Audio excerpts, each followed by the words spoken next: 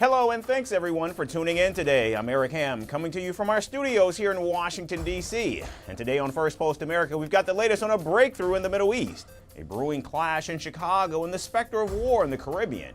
We begin with the latest global headlines. India's Prime Minister Narendra Modi and his British counterpart Keir Starmer reaffirmed their commitment to strengthen trade and strategic ties. The two leaders signed agreements to boost economic, educational, defense, and maritime cooperation. Thai's Prime Minister says President Trump sent a letter to him urging resolution of border tensions with Cambodia. Now, this all came after Thailand's premier downplayed the U.S. president's continued role in solving the dispute. Taiwan accuses China of employing hybrid warfare and artificial intelligence to undermine the public's trust in the government. The country also warns that Beijing is ramping up military activities and enhancing its capability to launch a surprise attack. European Union Chief Ursula von der Leyen hosts Global South leaders in Brussels. She warns the forum that tariffs and trade barriers are being used as a tool of geopolitics and that the way forward for Europe is through partnerships. And the Nobel Prize in Literature is awarded to Hungarian author Laszlo Krishna-Korya for his compelling and visionary work on the themes of postmodern dystopia and melancholy.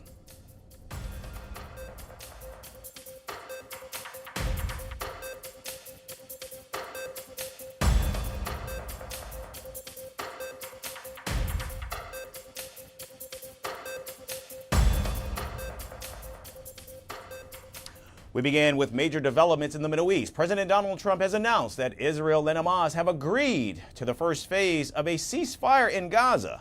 The president made the announcement on Truth Social, saying that all hostages held in Gaza will be released soon. It all unfolded just hours after an unexpected moment at a public event when Secretary of State Marco Rubio handed President Donald Trump a note. The message informed him that the deal was ready to be made public. The president declared that officials are very close to a breakthrough before confirming it to the world on Wednesday. He also hinted that he may actually travel to Egypt over the weekend, where negotiations are currently taking place. Speaking later to Fox News, President Trump also said that the United States would help rebuild Gaza and support long-term peace efforts. You'll see Gaza being rebuilt. We're forming a council, the Council of Peace. It's going to be very powerful, and it's going to have a lot to do with the whole Gaza situation. People are going to be taken care of. Also on Wednesday, President Trump spoke with the families of Israeli hostages on the phone and told them that their loved ones will be returning on Monday. Mr. President, we believe in you. We know you've done so much for us over the past, since you became a president, and even before that. And we trust you fulfill the mission until every hostage, every 48 of the hostages are home. Thank you so much. Blessed be the peacemakers. God bless you, Mr. President. God bless America. Thank you very much. You just take care of yourselves. The hostages will come back. They're all coming back on Monday. All.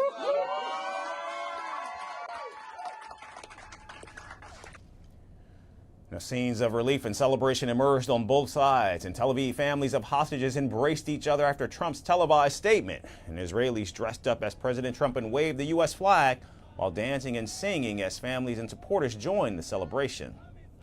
The fact that finally hostages are coming back, that the deal was signed, that the war is over.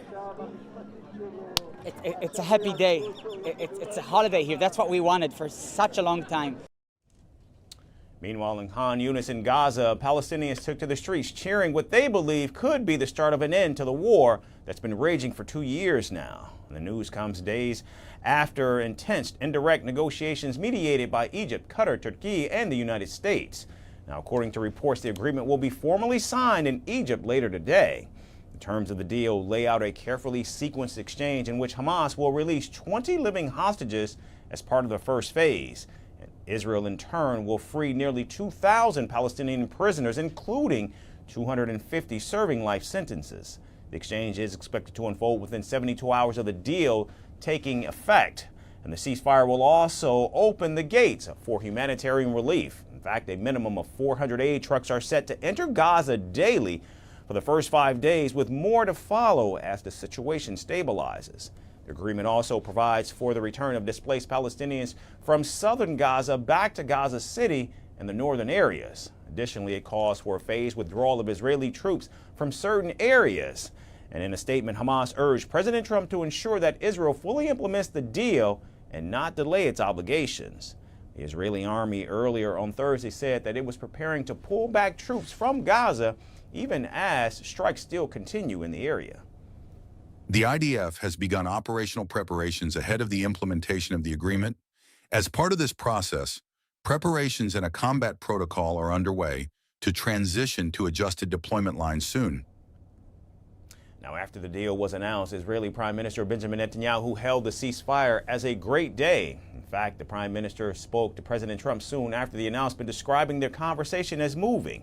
The deal also drew swift international response, with India's Prime Minister Narendra Modi applauding the peace plan, calling the Israeli leader a strong leader. UK Prime Minister Keir Starmer, who is on a 2-day visit to India, hailed the deal as a moment of profound relief. And UN Secretary General Guterres and Canadian Prime Minister Mark Carney also welcomed the announcement.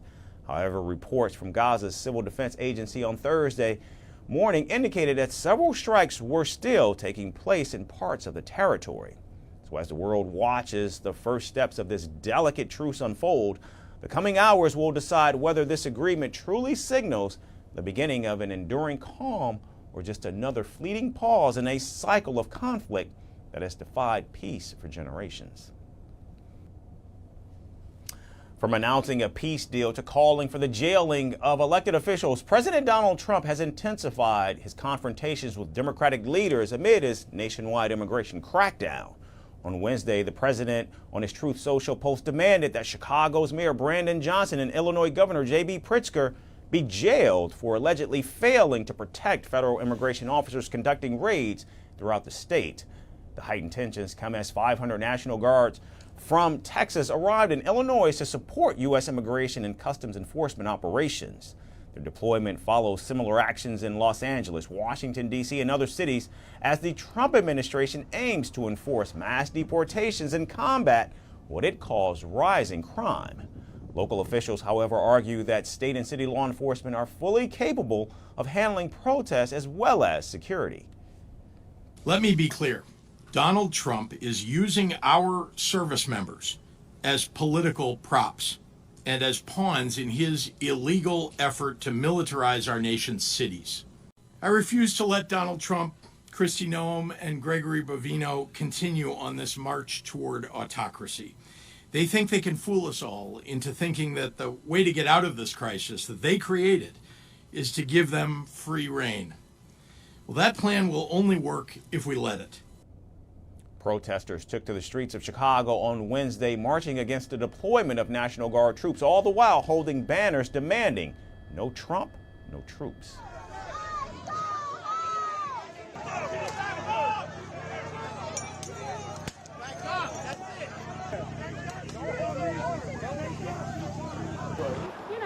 Overruling the will of the state and the locality to federalize National Guards from other states to invade a state, like, that is an act of civil war. I mean, that, from the regime side, is an act of civil war. That should be clear. Meanwhile, legal battles are already underway as the city and state have filed lawsuits challenging the National Guard deployment, with a court hearing scheduled for today. A federal judge in Oregon recently blocked a similar troop deployment in Portland, citing false emergency claims and reaffirming that the U.S. is a nation of constitutional law, not martial law. I think we all know that we're in an incredibly dangerous place in America right now. And today's ruling is an important wake-up call for the United States president.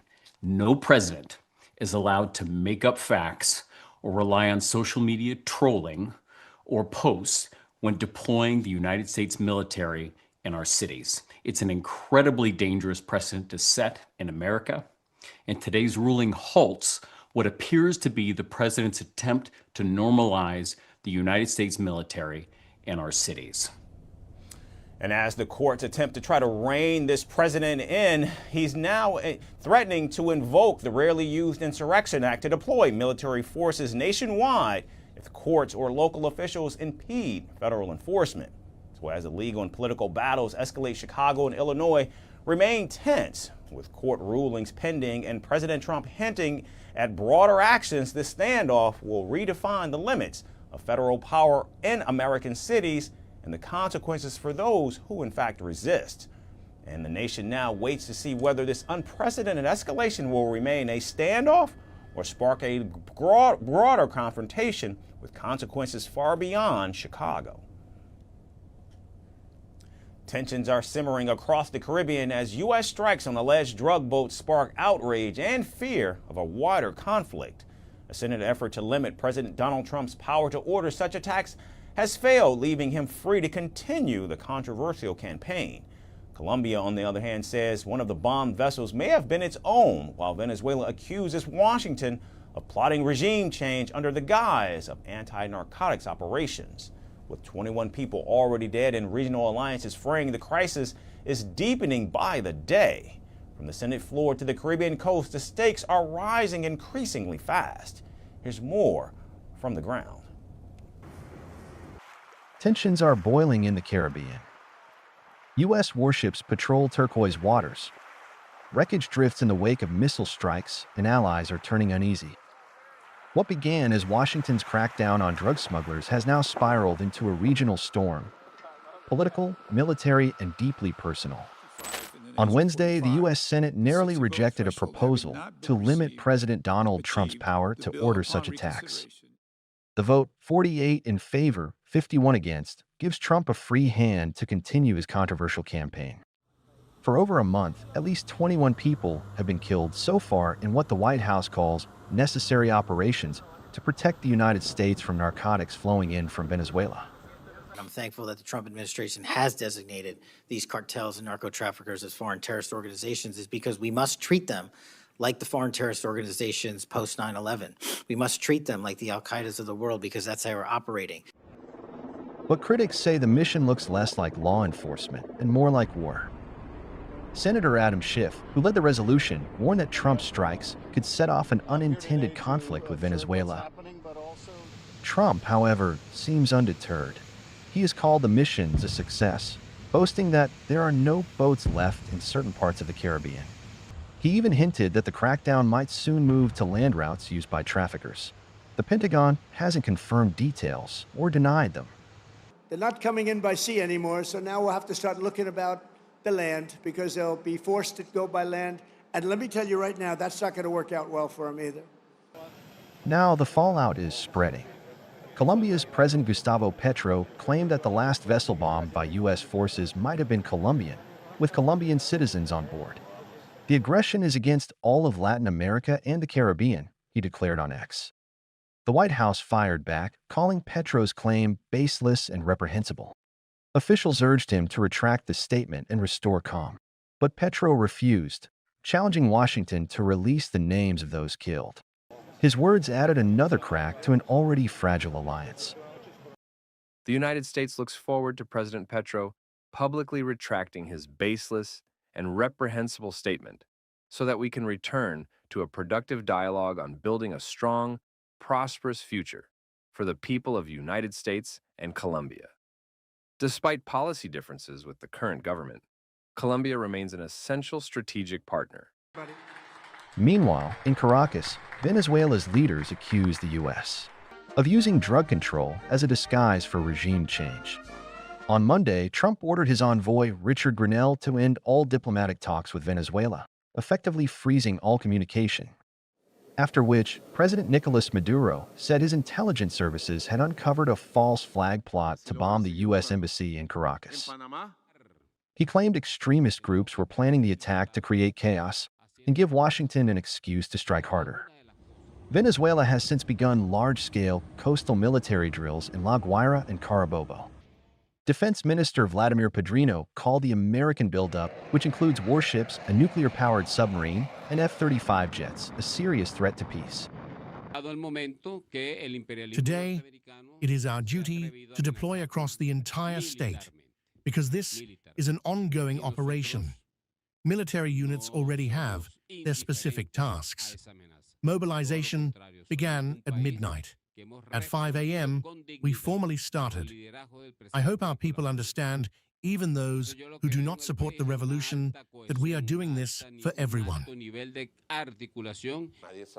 Interior Minister Diosdado Cabello went further. The U.S. has set in place a death penalty for anyone it chooses to kill, he said on state TV. The waters of the Caribbean have never looked so restless. Bombed boats, angry presidents, and rumors of false flag plots swirl together, each wave hiding a deeper undertow. And as Rodriguez warned, the alleged embassy plot may have been just the beginning, a spark aimed at something far greater.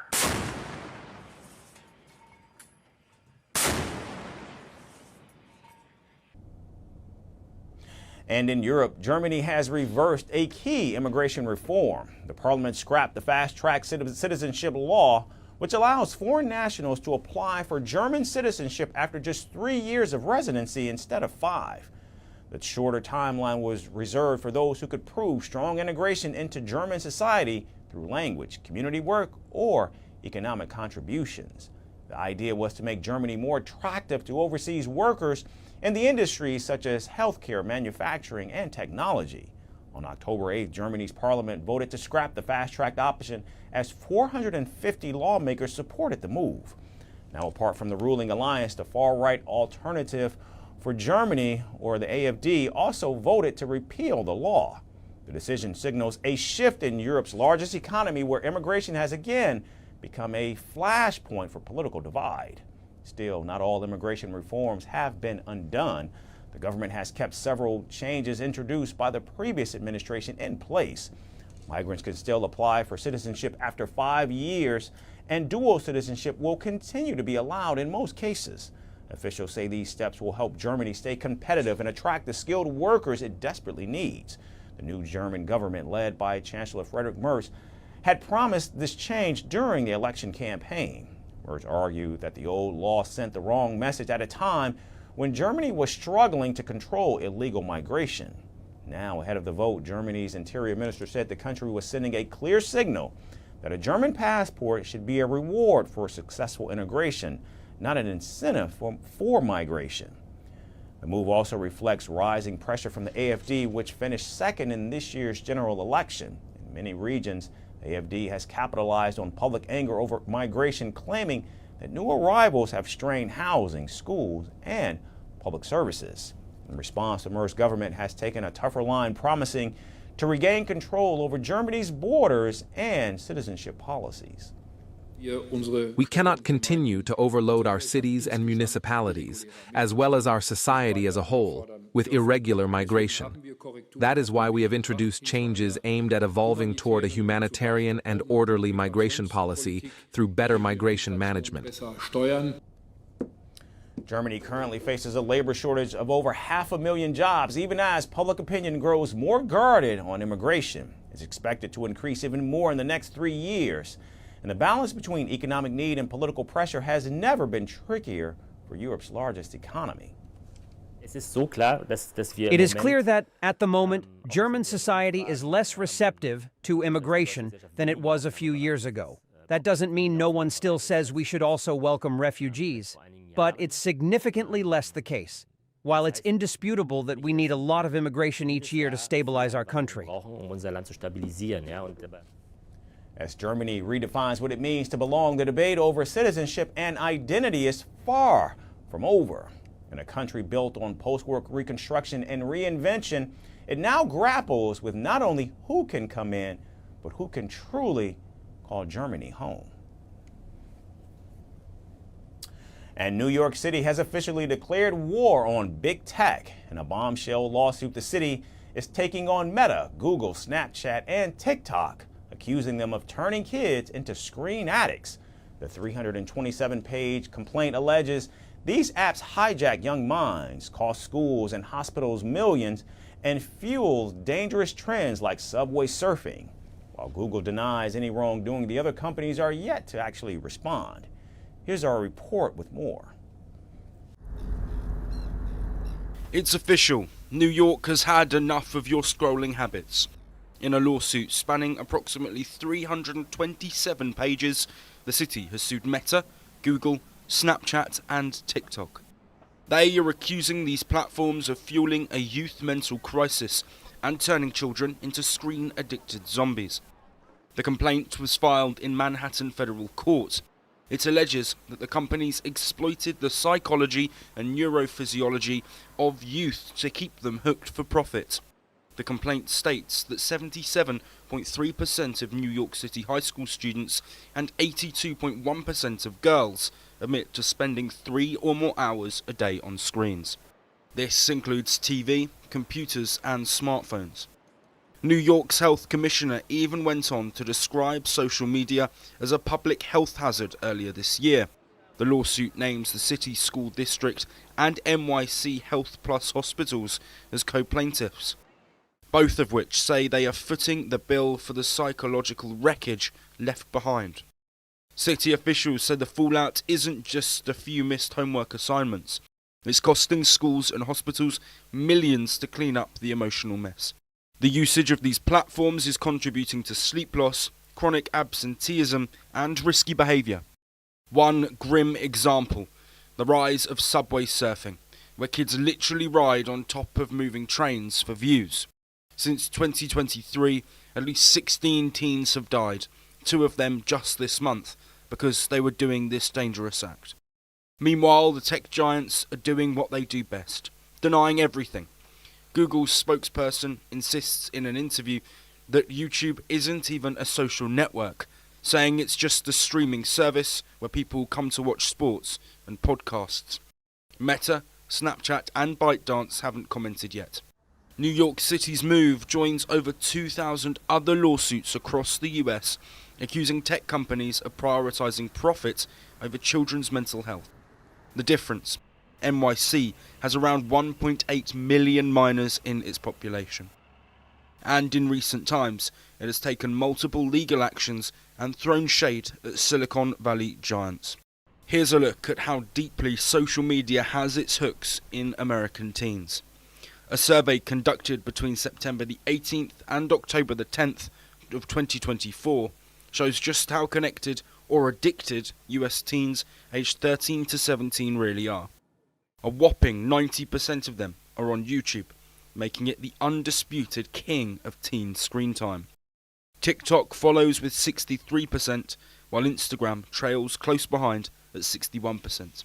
Snapchat still holds strong with 55%, old favourite Facebook has slipped to just 32%, and WhatsApp clocks in at 23%. Meanwhile, only 17% use X, formerly known as Twitter, and 14% hang out on Reddit. And Threads is hanging by a thread at just 6%. So yes, Gen Z might call this giving main character energy, but the city's message is clear. If social media keeps breaking the brains of its youngest users, it might just get cancelled in court.